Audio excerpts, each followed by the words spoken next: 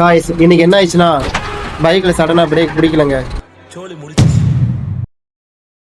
நான் வாட்ஸ்அப் கிட்ட போய் என்ன பிரேக் போய் நினைக்கிறேன், கொஞ்சம் மாற்றாங்கன்னு சொன்னேன். அவங்க ஒன்று மேலே கீழே பார்த்துட்டு செக் பண்ணி பார்த்தாங்க.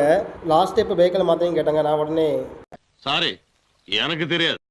அவங்க ஓப்பன் பண்ணி பார்த்துட்டு என்னப்பா பிரேக் காலையிலேயே ஓட்டிக்க, பிரேக் காலையில் ஓட்டினா எப்படிப்பா பிரேக் பிடிக்கும் கேட்டாங்க.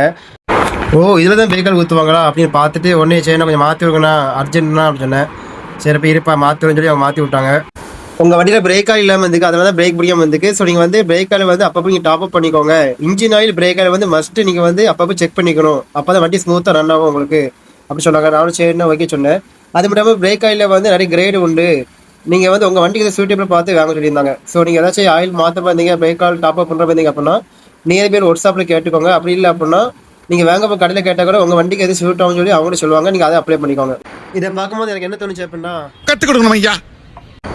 இன்னைக்கு ஒரு புதுசாக விஷயம் கற்றுக்கிட்டேன்னு தோணுச்சு. அதை அவங்க கூட ஷேர் பண்ண தோணுச்சு. சப்போர்ட் பண்ணுற அனைத்து உள்ளவங்களுக்கும் நன்றி.